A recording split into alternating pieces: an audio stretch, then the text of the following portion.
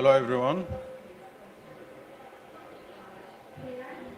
May I have your attention, please? We start our panel dedicated on critical minerals in Africa in few minutes. I'll just ask you to please come at the front side so we can start in few minutes.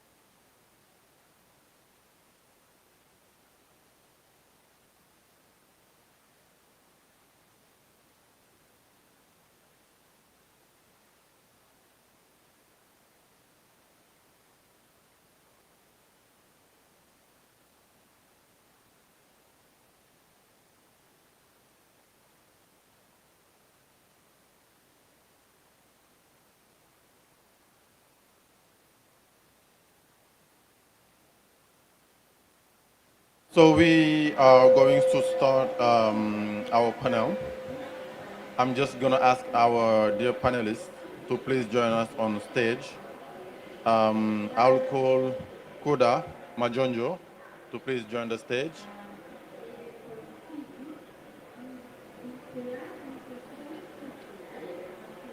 Anna Carolina,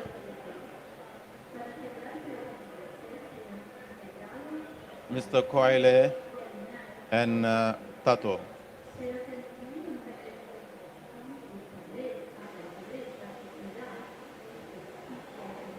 Also calling on stage my friend Ryan to please join the panel.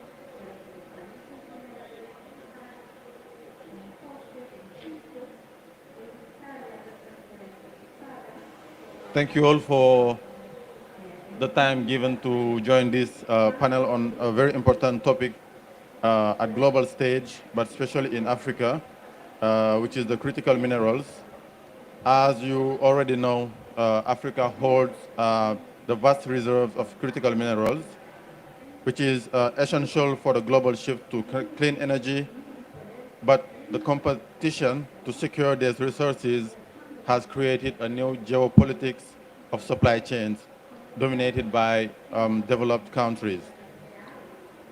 So this rush risks repeating the resource curse that left African nations impoverished during the oil and gas era, meaning that without a stronger governance,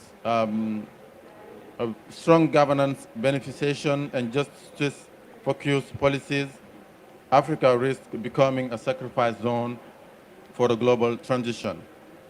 So to talk about this important topic, we have a very high-level panel with us today, with activists from all over the world, with different perspectives from different continents, to give their opinions, their point of view on this topic. I'll start with Mr. Kura Majonjo, who is a climate and political activist based in Zimbabwe, working as a just transition advisor and legal on critical minerals and green industrialization at PowerShift Africa. His main interests are global solidarity economy. He has held professional roles in both academia and civil society in the education, agriculture, and renewable energy fields. His academic interests are informal labor dynamics, political economy, and green industrialization in Africa.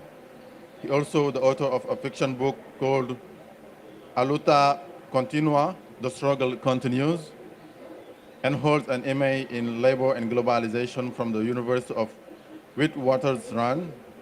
He is also a Mandela Rhodes Scholar and currently PhD Fellow with the Southern Center for Inequality Studies, undertaking the PhD studies on economic inequality driven by political patronage.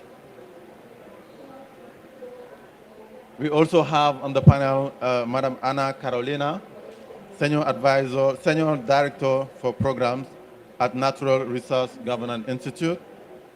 She works closely with thematic and regional programs staff across energy to advance strategic priorities and drive reform in the countries where energy operates.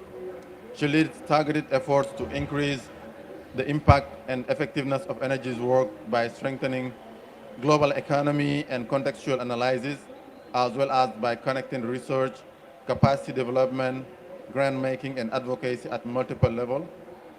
She also oversees designated strategic portfolios such as gender, youth, and communities, and supports energy's work on the just energy transition. She has nearly 20 years of academic and professional experience in development, especially in relationship to resource governance, communities' participation, climate change, and the energy transition.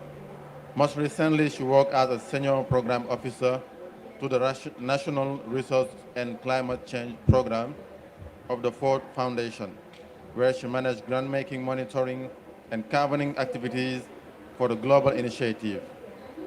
Great.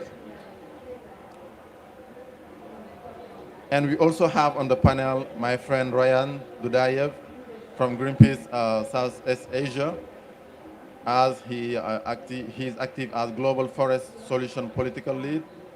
So Ryan is the Global Forest Solution Political Lead at Greenpeace Southeast Asia, based in Indonesia, and his work is principally focused on strengthening environmental governance across the Asian region by integrating right-based approach in protecting landscape and seascape while addressing plastic pollution and biodiversity loss. Since 2025, he has focused on advancing the Forest Solution Project, amplifying the voice and solutions of indigenous people and local communities as key steward of forests. He has been actively following the development of the Tropical Forest Facility, where he identifies both opportunities to advance distributive equity for IPLCs through direct access finance mechanism, as well as critical gaps that must be addressed to ensure genuine and just forest protection. We also have with us this morning Madam Tato Kabetse, hope I pronounced it well. Thank you. Deputy Executive Director at We, The World, and the We campaign. Tato is Botswana-based climate policy strategist and grassroots advocate. She leads national and regional dialogues on just energy transition, gender-responsive climate actions, with contribution of the UNGA, COP forums, and indigenous people strategies. A purpose grantee, Tatu was named among the 100 influential African women in 2025. Her work bridged diplomacy, community mobilization, and sustainable development policy. And last but not least, we have also Kwaile Monaheng, who is the Pan-African political strategist at Greenpeace Africa, where he leads the organization's climate diplomacy and political strategy, providing analytical insight to Africa's evolving political and socio-economic landscape, strengthening campaigns leverage across the continent. His 10-year career spans roles in Climate Action Network International, Power Shift Africa, Just to Share South Africa, Rhodes University, with expertise in renewable energy access, climate justice, and multilateral engagement. As climate and energy specialist and social entrepreneur, Kwale also leads initiatives through Hansha Energy to electrify rural communities in Lesotho Highland, integrating smart technologies to bridge the digital divide and advance local resilience. Recognized by Forbes under 30 and CNN's Inside Africa, his work champions African agency shaping the global energy transition. It's great personalities, great talent that we have here from all across the world to talk about the critical mineral issue in Africa from their different perspectives. Just to remind you the setup, guys, so it's going to be a one-round table. You will have 5 to 7 minutes to share your perspective through the question that will be addressed to you guys. After that, we will give the public here the opportunity to ask you the questions, and you will provide, of course, the responses for this question, and you will have the last round where you will share with us your last words, your closing words, and closing remarks. We can go? Good. So I'm starting with my friend Koile. We know that recently Greenpeace Africa just launched a new report on critical minerals landscape in Africa.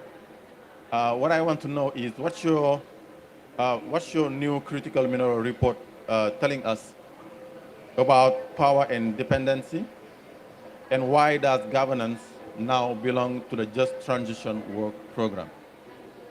Thank you so much, Kuda. Ibrahima. And thank you so much to the Congo Basin Climate Commission for this opportunity to share our report that we launched a few weeks ago.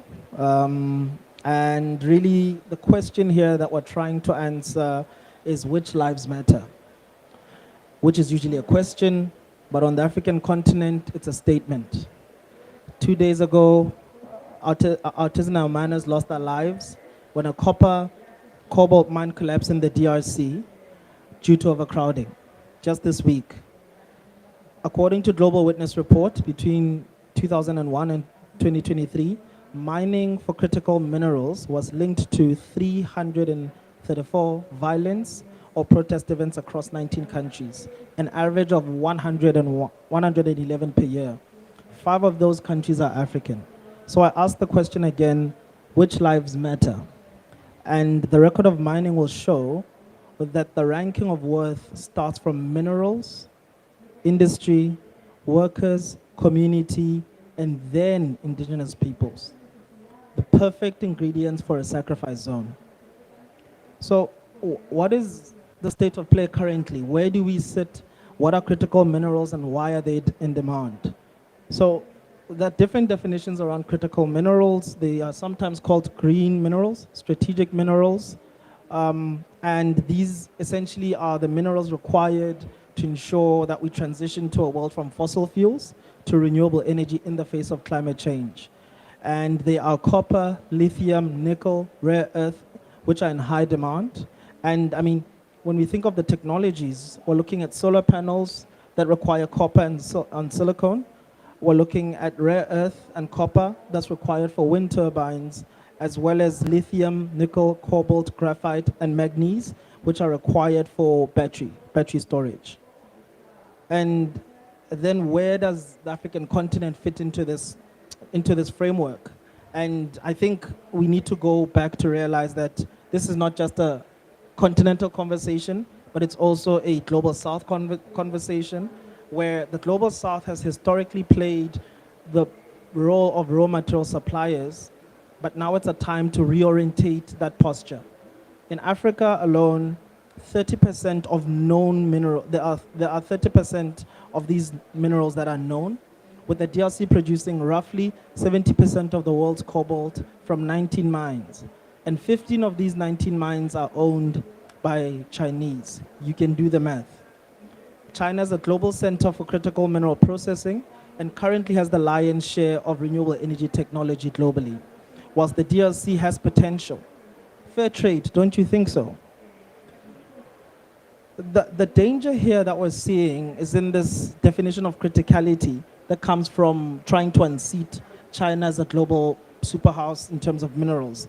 Well, we're seeing US and EU try to ensure that the market becomes more secure and less insecure because of the volatility due to the importance of diversifying supply chains and processing. Therefore, when we look at an industry history that is already very contentious, this rush exasperates social, economic, and environmental harm, and I'm sure my colleagues will touch on this. And one thing just to note, where are we? We are in Belém at a forest COP in here championing for indigenous people's rights and local community rights. But out there, these critical minerals are pushing the same IPs and LCs, are pushing into the lands rather of the same IPs and LCs through driving deforestation, contributing to GHG emissions, causing environmental degradation, and sacrificing lives. This is not a new conversation, and these issues are not only unique to Africa. It takes 17 years roughly for mineral identification to large-scale production. Yet this process has now been fast-tracked, hence the rush. A transition that is built on the exploitative supply chains of minerals is not simply unjust, it is unstable, unpredictable, and ultimately unsustainable. And when we look at the facts that are coming out of our report, 30% of known minerals are in Sub-Saharan Africa, 56% of the global share of cobalt is in the DRC, South Africa, Zambia, and Madagascar to make electric vehicles. 6% of copper for EV vehicles, 6% of copper for EV vehicles and wind and solar is in the DRC and Zambia. 4% of lithium lies in the DRC, Zimbabwe, and Mali. 4% of nickel lies in Madagascar and South Africa. And then 1% is in Tanzania and Madagascar and Burundi. So are we really a global power, or do we have potential? That is the question that I think we need to unpack. And one thing that's important to also note is this resource curse, or the paradox of the plenty, how vast minerals don't guarantee overnight success. Developing countries know that although rather on the continent, it's projected that this is a $1 trillion industry, projected at tens of billions a year. But due to poor governance, corruption, human rights abuses, our potential means nothing if it cannot be realized. And just to end, I think it's important also to just emphasize what we're calling for. What is this just transition? How we're linking, and I'm sure my fellow speakers will also touch on this topic. We're calling for the restructuring of our societies. This is the restructuring of our societies rather, the need for systemic transformation, the need to reimagine our relationship with raw material sourcing in Africa. We need to also acknowledge the moral responsibility of our relationship with energy, the environment, and people. We need to champion principles of justice and equity that we call for in the multilateral space, also in our own countries. Yet this conversation is still about minerals and mining. And the point of departure of our report and today's discussion is really on those points. So as I conclude, I'd like to situate ourselves in this critical moment in history. In the next days here at COP30 in Belém, as well as the G20 in South Africa, where the future of transition minerals will be decided. A just transition in the context of these minerals is one that prioritizes energy access, human rights, value addition, and beneficiation. And who should be leading the way are producing countries in the global south. It is the only way we can truly break this cycle. And yes, it is true. Critical minerals are essential to achieving a just, orderly, and transition away from fossil fuels. However, it's not worth it if it's at the cost of people and planet. So I ask you again, which lives matter?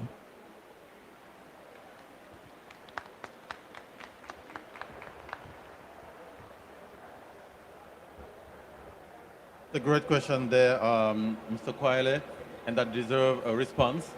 And I have, from our public, but also from our panelists, we can have guidance on which lives matter.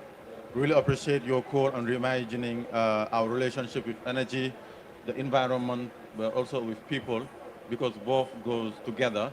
There's one that can goes without the other one, and the call also for the global south to lead the way. That takes me to give the floor to Carolina on this topic, like the relationship in the global south, especially what takeaway, what lessons we can learn from like Latin America, for example. So the question is like how, um, from the south to south perspective, what lesson can we take from the Latin America experience, especially on state-led models, benefit sharings, but also community safeguards? Thank you. Thank you very much for this invitation because I really think these spaces for exchange across regions are very important, and that's part of one of the points that I want to make here. Let me start by sharing a little bit about the place that Latin America is occupying in relation with this discussion. And of course, we know that Latin America, as Africa, stands at a crossroad in this moment between opportunity and risk. We have the 35% of global lithium, the 40% of copper, and other vast reserves in critical minerals. And we know that all these minerals are going to triple, right? And government says that they want to take the opportunity to use this boom in a different way this time to foster value addition, to increase the state participation and revenues, to foster a green industrialization. But we know from the past that this comes with a lot of challenges. And the challenges are not new. They are there: conflict, poverty, inequality, environmental degradation, biodiversity loss. They are all long-standing challenges of the mining sector, but they are intensified by this rush that you just mentioned, but this need of nourish the energy and clean technologies. And so the risks are high because there are persistent inequalities in the sector. Women are still only making 17% of the mining workforce in the region. We know also that these markets of critical minerals tend to be very opaque and very concentrated, and so this is a space for corruption where corruption risk can be higher. And also social environmental risks, because we know that, especially for Latin America, there are new risks arising as lithium is explored, for example, and exploited in Chile. We know that this is exploited in regions that are already suffering from water stress, so new challenges for water. We know that as copper mines start kind of losing their quality, there is an expansion for copper extraction into new zones, including in the Amazon region. And so there is a risk that this new copper extraction will affect a lot of local and indigenous communities, especially if we take into account that there is an overlap of around 75% of transition minerals potential projects in the region with indigenous and local communities' lands. And that those percentages increase. For example, in the case of Mexico, they can reach 97% of overlap, or in the case of Peru, 83% of overlap. So that's a recipe for social and environmental conflict, of course. But what can we learn? And first, because these social environmental risks are not just an ethical imperative, we know that mines are not able to progress, and Latin America has demonstrated that communities and civil society stand up for their rights whenever they are not recognized. And so even if we want to advance in terms of mineral extraction, this is something that we need to consider. In terms of what you ask about what can we learn together, I would say it's not about what Latin America can, share with Africa. I think there is a lot we can share among the two regions. There are a lot of experiences. There is definitely, Latin America experience around, as you mentioned, state-led models, but that requires governance to be very strong. We have, the case of Codelco in Chile, the copper mining state-owned company that has allowed the government and the Chilean people to capture additional revenues, but of course in a context of high-level standards, high transparency standards. For example, in our last resource governance index, that company was ranked almost the second most transparent company SOE in the world. So that requires that level of consciousness. And there are also interesting African experience in terms of exploring the role of the states, like a state-private joint ventures in Botswana that I'm sure you know better than me about, that could be explored that demonstrate that disciplined state participation, commercial governance, and long-term strategic capacity to bargain is important. The second is about benefit sharing. Benefit sharing mechanism across the region is something that is very important in general. We have imperfect, of course, and ready to be improved subnational governments receiving a portion of royalties, so very decentralized mining sharing, mining benefit sharing configurations in Colombia, in Peru, in Brazil. And also, I would say the development of local suppliers. Part of the success of the Chilean model is not only to advancing necessarily value addition, but ensuring that local suppliers are there ready to provide the mining companies. In recent figures actually suggest that mining suppliers contribute about 7% of Chile's GDP. That's a lot. And that requires, and that has required an important leadership from Chilean's government in identifying those suppliers and identifying those mining companies' needs and etc. But also, these benefit sharing configurations are important along, the Sub-Saharan Africa, and there are important examples from Africa as well. This Mineral Development Fund in Ghana, or the requirements in Tanzania about local development that we can exchange about and learn from. The third point I would like to make is that I guess one important issue in the case of Latin America is the centrality of communities' rights and social legitimacy, and the progress that we have made in terms of community consultation, free, prior, and informed consent, along with, of course, robust licensing reforms. Of course, our problem in the region is most about implementation and enforcement of those rules as usual, but that includes also no-go zones that needs to be considered for the protection of important biodiversity zones, understanding where this can be done, where there is a no-go zone, because we need to protect the lives and the important ecosystems as well.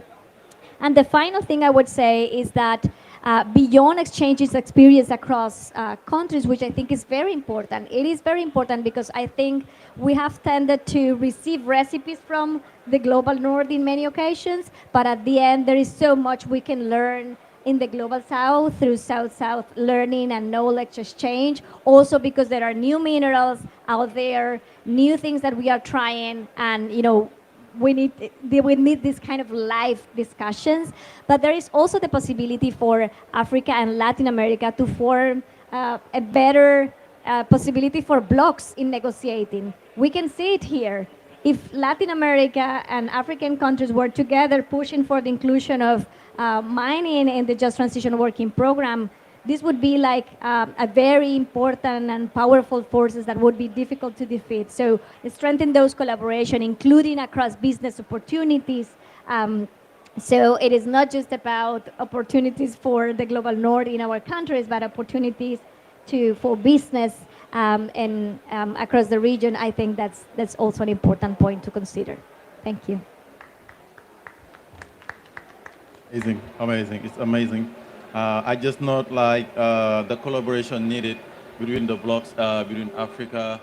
I would also include South Asia also, but also the Latin America, which will only help us sharing knowledge and best practices to make sure that in our regions, our resources are well used, where needed, and for who needed. So I'm turning to Mr. Kuda because we know that we are in Belém right now at this COP. So in this moment where we are here right now in Belém, how the Belém Action Mechanism is shaping the Just Transition Work Program, and what does a good COP outcome will look like for Africa? Uh, Hello, everybody. Since we're in Congo space, bonjour, mes amis. I hope you're all well. Y- Fantastic. You see, I was not just talking to myself. And yes, I think I've been speaking about BAM for the last year of my life, just to reach to this moment. And I'm hoping that we actually get something. But for those who might not be aware, civil society, trade unions, women groups, indigenous peoples from last year in Baku were pushing for what is called a Belém action mechanism. The idea is we realize that there's one big weakness in global transition plans, that there is actually no global just transition institution that cooperates, creates capacity and knowledge sharing for the world. So what you have instead is that countries are trying by themselves, be it in a bilateral manner, in a unilateral manner, or in a regional manner, to have just transition plans. And we were arguing basically that this does not make sense because, as you will very much know, a lot of energy systems, a lot of financial systems are global. So why don't we have a just transition mechanism for the global society? So we ended up setting up this campaign and also a policy tool called the Belém Action Mechanism. The idea being at Belém during this COP to set up a mechanism under the Just Transition Work Program where we have a global institution that supports, coordinates, and is a space for knowledge sharing and hopefully for resource mobilization for just transition plans globally. Now the question is, where are we? This is day 11, day 10, day 11. I'm glad that on Friday last week, or was it Thursday last week, the G77 in China, and I think you spoke about global South solidarity, the G77 in China took up what they call the Just Transition Mechanism, which is close enough to the Belém Action Mechanism. And that for us is very exciting that we got basically 134 countries to think, you know what, this actually makes sense. And in a lot of ways, it does make sense. And I'll give an example. On the African continent, two countries since COP28 have been signaled out for just transition plans. This is South Africa and Senegal. The South African example has gone a bit further. What came in that one, about $10 billion was promised for the just transition. However, only 300 million of it came. And of that 300 million, 60% of it went to consultancies. Absolutely ridiculous. So it was meant to be for workers and communities, but 60% of it went back to consultancies in the global north. Even worse than that, the Just Transition Plan, because it was South Africa, forgot to recognize that the energy system in Southern Africa, where South Africa, a lot of their industry rely on coal from Zimbabwe, gas from Mozambique. So the Just Transition was not going to actually work because the sources of some of the energy was actually not in South Africa. So from the very beginning, the plan was at fault. So we are not saying that national plans do not work. There is room for local and national just transition plans. But if they don't have a regional and global mechanism to support them, they will have loopholes, first of all, or cracks in the system, which will then make them not effectual, or even worse, exacerbate problems in other regions or other countries or other communities in the world. So that is where we are, where the G77 in China are taking it up. In response, we finally got something for the Europeans, what they're calling the Just Transition Action Plan, which is okay. It kind of makes sense. It does speak to some of the things we're calling for, but it does not have one important thing, which is a coordinating platform, basically the actual institution. They are worried that this is a backdoor for financing for just transition, and I tell them that no, financing doesn't have to go through the back door. This is a front door issue. We're not going to try lie that there is need for just transition. However, here at Belém, what we need is a mechanism. Financing is being discussed already in Article 9.1 and the Baku to Belém roadmap. We've always been very clear about that. But under the just transition mechanism, we need that institution set up for the sake of the plans that we have. And on your final point that you asked me around, what are Africa's priorities at COP? I will not speak around all of them, but the three big focuses are certainly public financing for the plans that we need, focusing on adaptation finance as a key cornerstone of that. Just transition plans is extremely important, and of course, the general adaptation space. Those are the three things that Africa, through the Africa Group of Negotiators, are really trying to push for. And we're hoping that because this just transition mechanism is currently in play, and it seems as if it's going to come up and come out with something of it, we're hoping to hold the line for the last 2 days. We'll have something that we can take as we go ahead to really push. And in conclusion, I think we should remind ourselves why this is important. Koile came up with the example, and he started that 30 artisanal miners died when a bridge fell in Congo at a cobalt mine. This is what the just transition mechanism is supposed to protect from, to include the inclusion of informal workers who until now are not recognized in just transition plans globally. But they are such a key conduit of all the iPhones, the laptops, and all the conduits for the energy transition. So what we're speaking for here is a very real thing, speaking to very real necessities that need to be spoken for, and hopefully we can get something from Belém. Thank you. Amazing, amazing speech, Koda. We could have not expect less from you, such a brilliant activist from Africa. As we come here with Greenpeace, we have a very simple message: justice, action, hope. And your speech reminds us how it's important to have hope and being positive about the outcomes of this COP as African. Hopefully my country, Senegal, will be on the right side of the story, I hope. So in a very gender-based approach, I'm giving the floor to my sister Tato to talk about the tracking of the mineral language. So what I want to know, Tato, is you're tracking the critical mineral language inside the Just Transition Work Program. So what we want, can you please help us connect the dots? What's actually in play at COP30, and how does it land for African producer countries?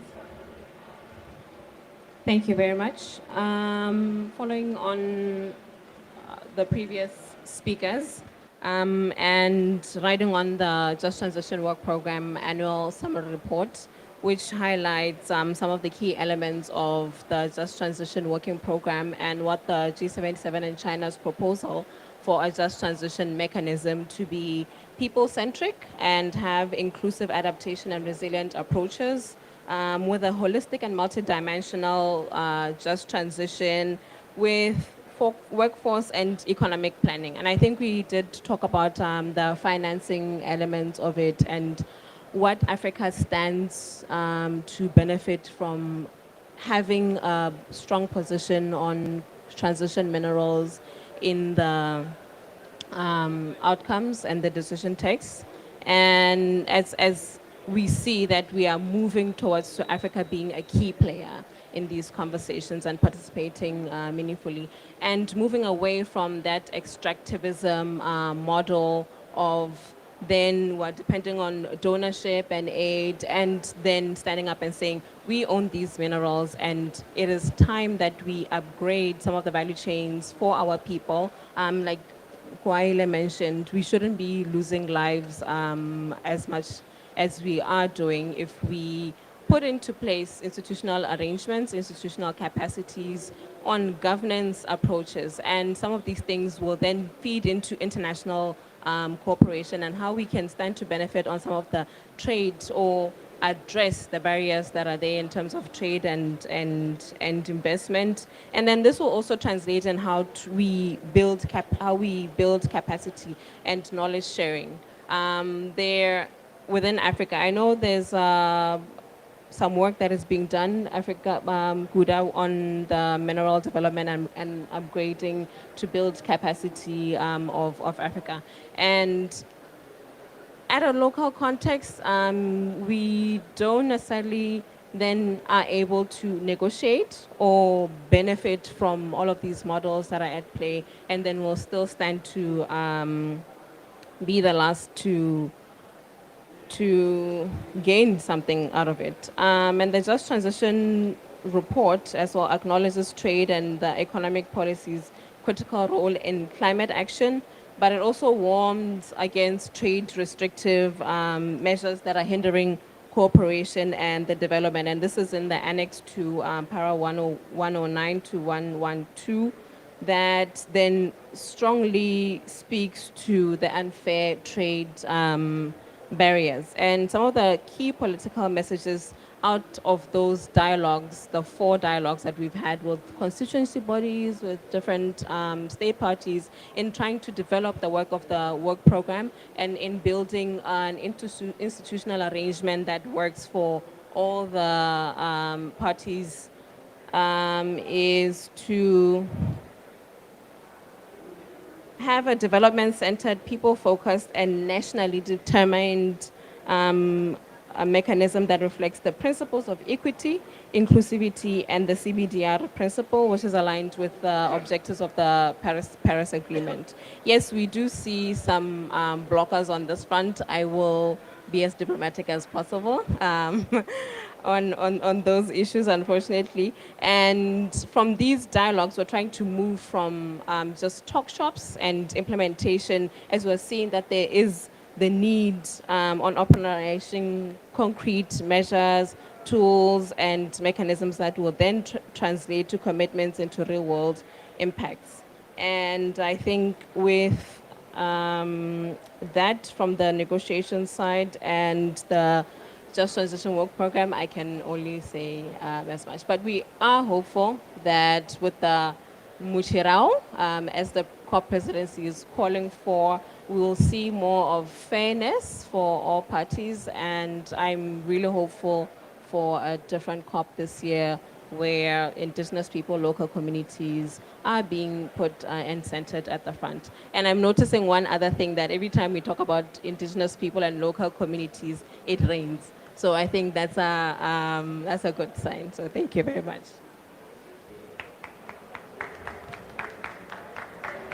Indeed, that's a good sign because they are the voice that need to be heard, but they are also those who protect our forests, our environment, our climate on a daily basis without asking or waiting for anything. So they need to be deserved and recognized at this level. And talking about the indigenous communities, I have my friend here, Ryan, from GP, Southeast Asia, very active on also in the Indonesia country, who have a lot of track on engaging with local communities, the IPLCs, and so. So Ryan, from the Indonesian perspective to Philippines, what do deforestation, pollution, and labor violation tells us about the cost of poor governance on critical minerals? Yep, thank you for the opportunity. So from my side, I'd like to enrich the stories that Anna and Kwaile shared before, more on the quantitative side, but from my side, I will go more on the qualitative, where I will zoom in the story coming from the Raja Ampat, Indonesia.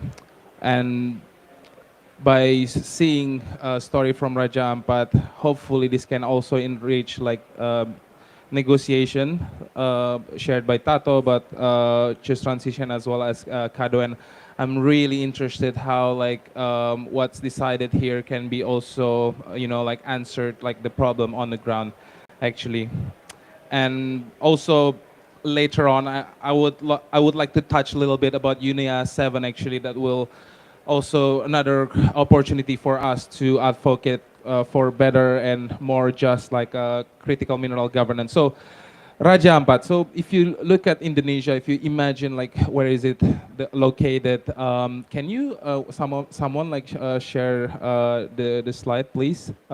So Indonesia is the one of the biggest reserve nickel in the world. So I'm gonna talk about critical mineral, but specifically about nickel mining. And I'm gonna talk about two things, like the extractive part and also the refinery part, where the nickel needs to be refined, managed to be later sold as a part of like a EV battery. So here is Raja Ampat. It's located in the Coral Triangle. If you imagine, where is it? Like Coral Triangle. So Coral Triangle is really important as a source of food, not only in Indonesia but globally, in Africa, globally. The source of food, is, especially from the fisheries sector, and Coral Triangle is the richest coral species in the world. It's not the biggest. Australia is the biggest like coral cover in the world, but Coral Triangle is the richest species. And you can see this is like like the beauty of Raja Ampat. Raja Ampat can attract at least like per year like 9.2 million US dollar per year. But can you see in the middle of this like beautiful island, there are nickel mining happening? Can you go like to the next slide, please? Yeah, there she is. So I just want to like like compliment what other speakers like already told. Like there is like deforestation, like at least like 500 hectares like of deforestation every year, and also according to the national law, actually mining cannot be happen in a small island. And this island is less than 2,000 square hectares, but the mining happens, and one of the company operates in this island is mining owned by the state-owned company. So the state also plays role to destroy the beauty the beautiful of island of in Raja Ampat, and that's why echoing what other colleagues said, not only critical mining, like connected to the other countries and also region, but also national level, like safeguarding is not enough. We need some kind of like global measurement at some point. And the second thing is also indigenous people of Raja Ampat. This island is not an empty land, but also belongs to the indigenous people of in Raja Ampat. So that's one thing, and the FPIC process, prior informed consent, wasn't conducted properly. And then also, here is also the karst area. If you look at the karst, they really the important source of water globally.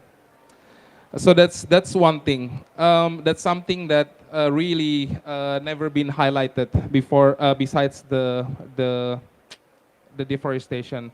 And also, what makes this case like a bit like complicated, actually Raja Ampat considered as one of the UNESCO geopark.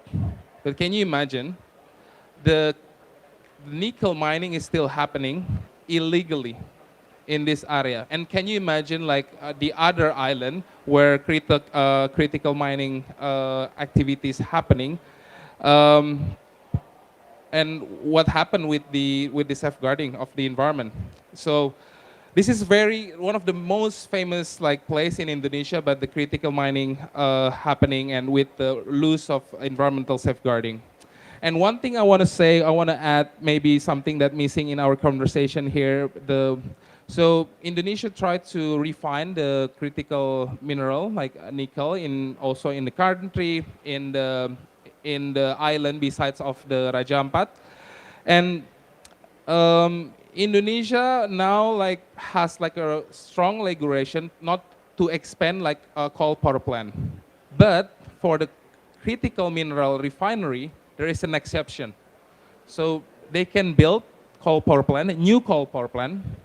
And now Indonesia from like the rank of like emission, the biggest like emitter in the world, now becomes 6th. And one of the cause of the problems is like the coal power plant developed for refining this critical mineral. So besides like like biodiversity aspect, as of course like human rights aspect, but we really need to question that, is it like really the critical mining the answer of like climate crisis? Because like at some point the process itself like allowing the big like emission to be emitted. So yeah, that's something that we can discuss later, how we can like have like safeguarding at the global level actually. Thank you. So much, Ryan. We can see how and where poor governance can lead us when our resources and our ecosystem are not well protected. We are losing paradise everywhere in the world, leaving behind the communities and destroying the ecosystems. So here is the wrap-up of the first tour of our roundtable. Thank you for this brilliant insight. So I'm just going to give the floor to those who attend this panel if you have questions to ask to our dear panelists.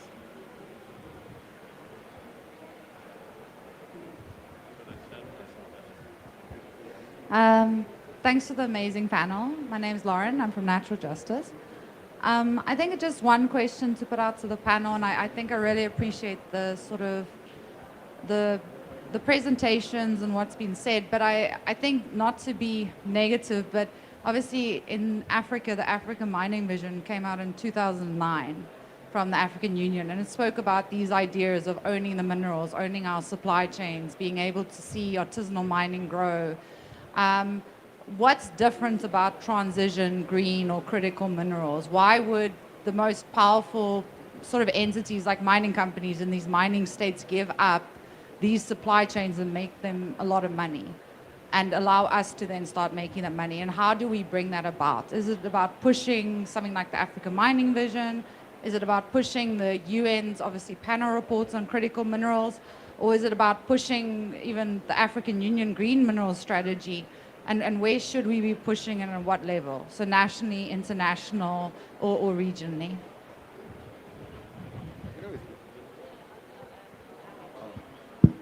I'll be quick. I was hoping my boss in this situation, Tacho, would speak. But I think what I think is different for me, Lauren, is that Africa this time is different.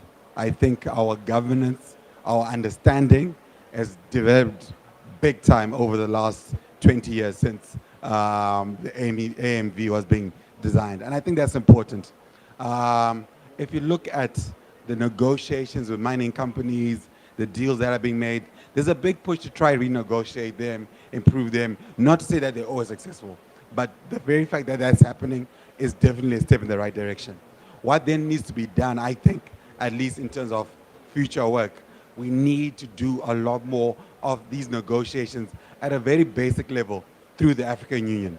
The reason for that, there's a lot of negotiating power that comes when we have a base agreement through the African Union for any form of investor that comes on the continent. I'm not saying for the whole agreement or the whole deal to be done through the African Union, but there should be a set of principles that the AU have to sign off on. We should then elevate the amount and type of investments we get, and that way I think it will increase the quality. The details of projects and the likes can then be sorted out at a national level, but there should be a base agreement, be it from a tax point of view, be it from an environmental point of view, that are not a national issue. Those things should never be a national issue, especially when it comes to environment, because this is a one shared environment. We're speaking about the basin here.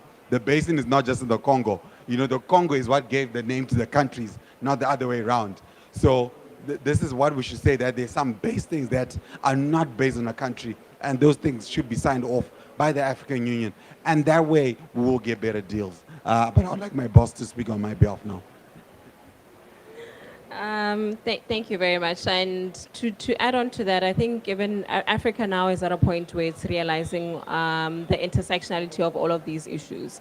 We are hemorrhaging money. I mean, we're at debt. So some of these issues are then tying on to how much now we are losing or we're spending towards the social wealth aspect of it, and what we stand to lose if we don't address or cover up some of these wounds if we don't come up together and stand united.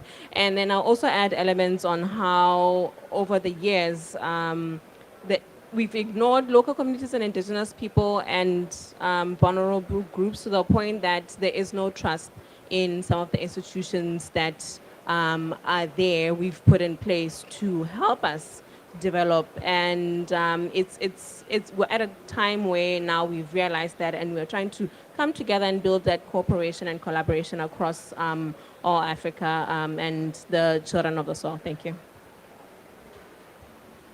Maybe just to take a page out of Botswana's book, there are several successful case studies in the report that we mentioned, and Botswana is a strong example of a country that's escaped the resource curse. Yes, Botswana, through strong institutional legal frameworks that are governing extraction, such as the Diamonds for Development strategy and the creation of a sovereign wealth fund that directly puts natural resource wealth into the hands of citizens. So this is something that we need to take a page out of your book there, and also thinking about, I mean, going back to corruption, free elections, fair elections, zero tolerance for corruption, a highly trained apolitical civic service. That all of these recipes that we have that we can bring together to share in examples of countries and also to bring these to light. So I think that solutions are already on the continent. We just need to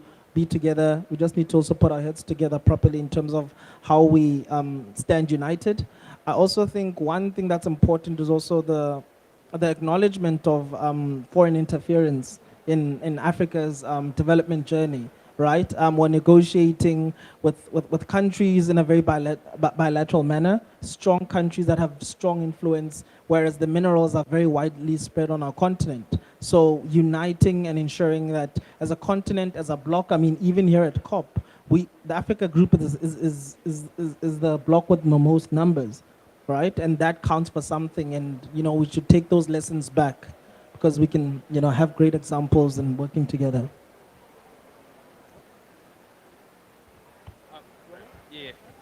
I mean, I know the question directs to like African colleagues here, but I think it's important, like, if I can contribute the importance of like transparency in the supply chain, because like at the end this ends up in the vehicle like company, right? And then at some point this company can claim that, okay, we have this resource like sustainably, but I think having global transparency of like a supply chain, that's why this should be like regulated at the global level. And I mentioned about like UNIS7, where we have this opportunity actually to, yeah, like we can find out, okay, this is like the critical mineral sourcing from Indonesia or Africa. So yeah, so from the, I mean, like it's important to have like more safeguarding for these like corporates that claim that they have, high number of like ESG, for instance. So yeah.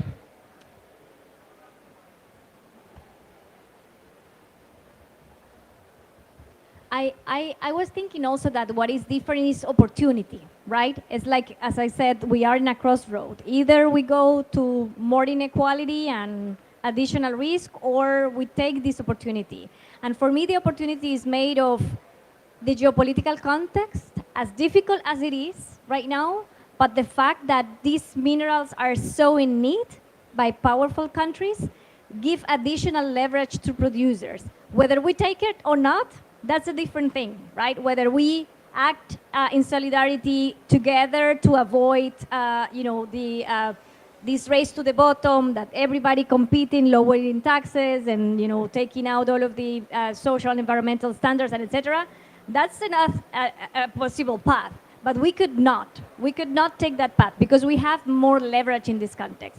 The second piece is, I think that there is consumers there, right? Like this is minerals for energy, for clean technologies. And so I think there is a little bit of more conscious from those that are using those minerals for the type of products they are using it, that we could leverage more again, because of course all these electric vehicles or these iPhones or etc. that we are using, there is interest from consumers. There are a lot of standards out there. How do we leverage that momentum is also important. And again, this South-South collaboration, I think there is opportunity because there is more possibilities to communicate, to share lessons, not only across governments but across civil society. And I think that the power of those networks is not to underestimate. And I would emphasize what you said about the UNEA process, because I think Colombia put already there a resolution for the possibility to discuss a treaty around critical minerals, right? And around minerals and around social and environmental standards. Of course, there is a long road to think about that possibility, but there is already support from Ecuador, I think from Zambia, Oman. And so if we are able to build that momentum in Africa in December, there could be also another pathway apart from what is been happening here in the Just Transition Work Program.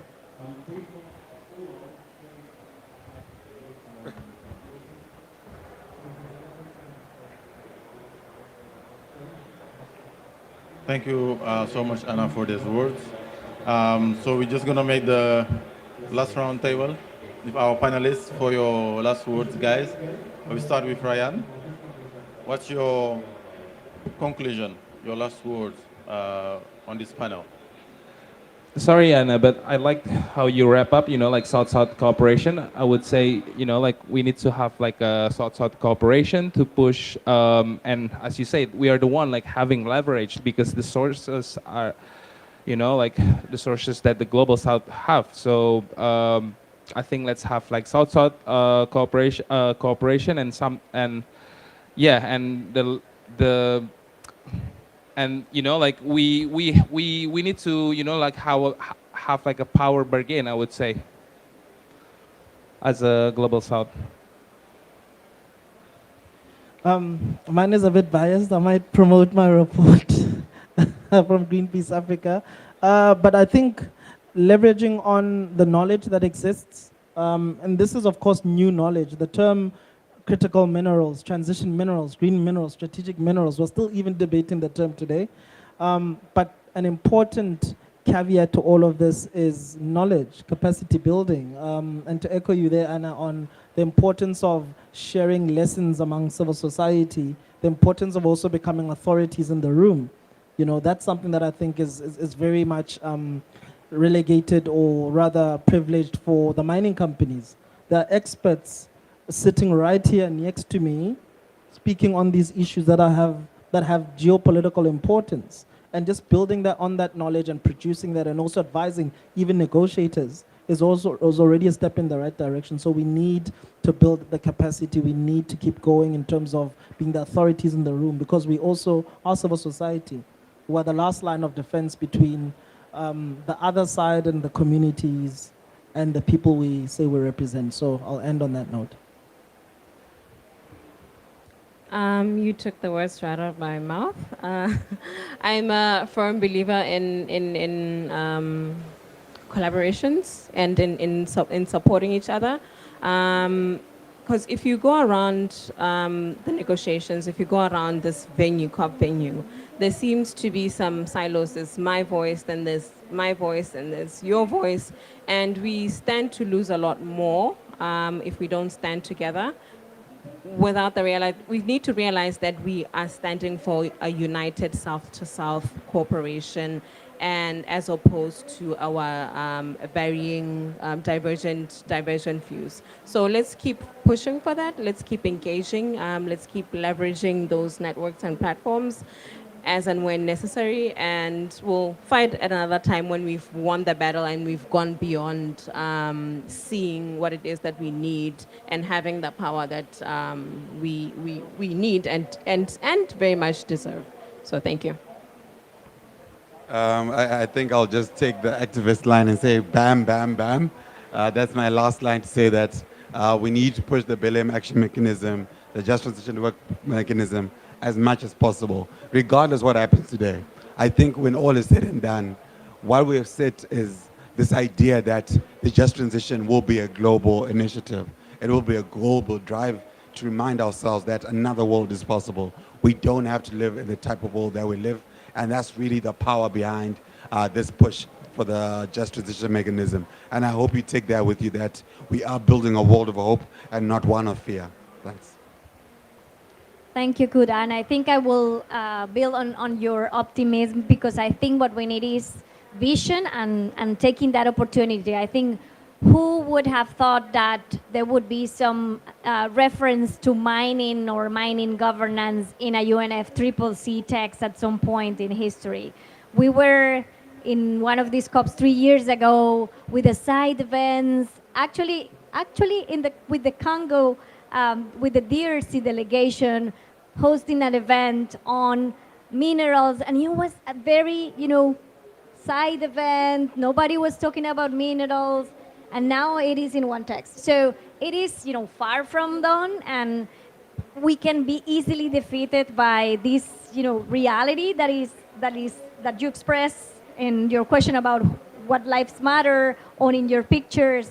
But I think we are getting there progressively, and so remain with that vision and that sense of opportunity. Thank you so much for these words, Anna, for these closing remarks. What we need is hope, but also action. And we'll also need, way beyond these rooms, these forums, young Africans, Europeans, South Africans, South America, wherever in the world, but also the global north, to link up, work together on the Just Transition work program. So on this note, we thank you all, those who attend online, but also those who are present in the room, for joining us for this panel. Thank you so much.